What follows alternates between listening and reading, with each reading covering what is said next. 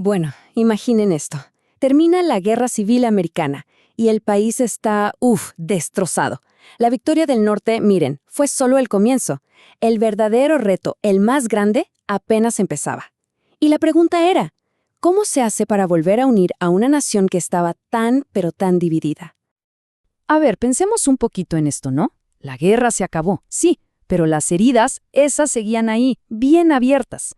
Había que arreglar un montón de cosas, problemas políticos, económicos y, sobre todo, problemas sociales. Así que la gran pregunta era, ¿y ahora qué? ¿Cuál es el siguiente paso? Esta es la idea que nos va a guiar en todo este recorrido. Para que no nos perdamos en este tema, que es bastante complejo, vamos a dividirlo en 5 puntos clave. Primero, ¿cómo quedó la nación? Después, ¿qué es exactamente eso de la reconstrucción? Luego, veremos que había 3 planes muy distintos para el país. También hablaremos de cómo el sur se resistió a los cambios y, por último, de algo llamado los códigos negros. Vamos a ello. Perfecto. Empecemos por el principio. La Unión ganó la guerra, sí, pero ¿y ahora qué? No fue como en las películas con un final feliz y ya, para nada. Fue más bien el inicio de un capítulo totalmente nuevo, y la verdad, lleno de dudas. Miren esta imagen. Es que lo dice todo, ¿verdad? El país estaba hecho pedazos, literalmente. No es que por ganar la guerra todo se fuera a arreglar por arte de magia. ¡Qué va! Había que volver a armarlo todo, pieza por pieza, como si fuera un rompecabezas gigante y muy, muy complicado.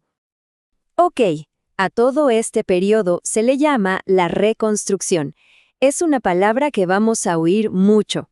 Pero, ¿qué significa de verdad? ¿A qué se refiere? Vamos a desglosarlo para que quede súper claro. A veces, las palabras que suenan complicadas son en realidad muy sencillas. Pensemos en reconstrucción. La partimos en 2. Re, que significa de nuevo, otra vez, y construcción, que bueno, es construir. Así de fácil. La reconstrucción fue, ni más ni menos, el proceso de volver a construir el país. Entonces, ¿qué se quería lograr con esta reconstrucción? Había 3 metas gigantes. La primera, política. Había que hacer que los estados del sur volvieran a ser parte del país, con sus gobiernos y todo. La segunda, económica. La economía del sur estaba por los suelos, había que levantarla de cero. Y la tercera, que era quizá la más complicada de todas, era social. ¿Qué hacer con millones de personas que antes eran esclavas y ahora eran libres? Había que integrarlas a la sociedad. A estas personas, por cierto, se les empezó a llamar libertos. Claro, el problema es que una cosa es decir vamos a reconstruir y otra muy distinta es ponerse de acuerdo en cómo hacerlo. Y aquí es donde la cosa se pone interesante, porque había líderes con ideas totalmente opuestas. Eran visiones muy, muy diferentes para el futuro del país. Empecemos con la idea del presidente Abraham Lincoln. Su plan no era de venganza, para nada. Él no quería castigar al sur. Lo que quería era sanar las heridas del país y hacerlo lo más rápida posible. Buscaba, digamos, una paz compasiva. Y estas palabras del mismo Lincoln, de su discurso, son, súper potentes. Sin malicia hacia nadie, con caridad para todos. Lo que él quería era una paz sin resentimientos, una reconciliación de verdad.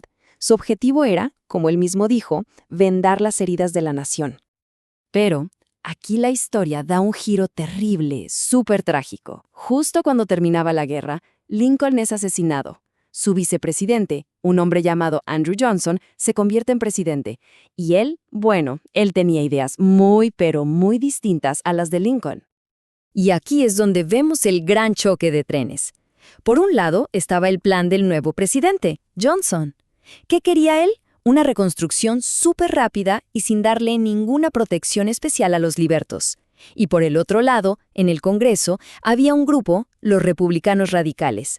Ellos querían exactamente lo opuesto, castigar al sur y, muy importante, proteger a los libertos a como dé lugar. Entonces, ¿quiénes eran estos republicanos radicales? La clave está en su nombre, radical. Ellos querían un cambio radical, o sea, un cambio total, de raíz, extremo. No querían bajo ningún concepto que el sur volviera a ser como era antes de la guerra. Bien, mientras en la capital los políticos discutían y se peleaban, ¿qué estaba pasando en el sur? Pues como se pueden imaginar, la mayoría de los líderes blancos del sur no estaban nada pero nada contentos con todos estos cambios que se venían. Y esta resistencia tenía mucho que ver con el dinero, con la economía. A ver, la economía del sur dependía totalmente del algodón. Pero sin esclavos, ¿quién iba a trabajar en las plantaciones? Estaba todo destrozado. Así que la principal meta de los líderes sureños era una sola: encontrar la manera de forzar a los libertos a que volvieran a trabajar en los campos, como fuera. ¿Y cómo pensaban hacerlo? ¿Cuál fue la herramienta que crearon para obligarlos a volver? Pues un conjunto de leyes. Leyes hechas específicamente para controlar a la población afroamericana que acababa de conseguir su libertad. A estas leyes se les conoció como los Códigos Negros, y que el nombre no nos confunda, no eran para proteger a nadie, todo lo contrario. Tenían dos objetivos bien claros. Primero, controlar cada aspecto de la vida de los libertos, y segundo, forzarlos a trabajar de nuevo en las plantaciones. ¿Pero cómo funcionaban en la práctica? Era un sistema, una trampa muy bien pensada. Miren, primero, los estados creaban leyes que les quitaban derechos básicos. Por ejemplo, les prohibían tener tierras o empezar un negocio. Con eso, era casi imposible que consiguieran trabajo por su cuenta. Entonces, ¿qué pasaba?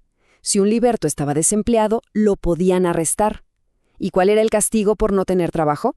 Lo obligaban a trabajar en una plantación para pagar la multa. Muchas veces en la misma plantación de su antiguo amo.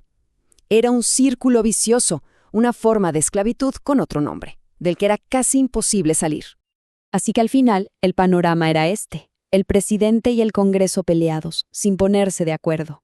El sur creando estas leyes, los códigos negros, para mantener todo como antes. La pregunta que queda en el aire es, con todo este caos, ¿quién iba a decidir de verdad el futuro de la nación? El destino de la reconstrucción y de millones de personas estaba en juego, y la batalla por definir qué sería Estados Unidos apenas estaba comenzando.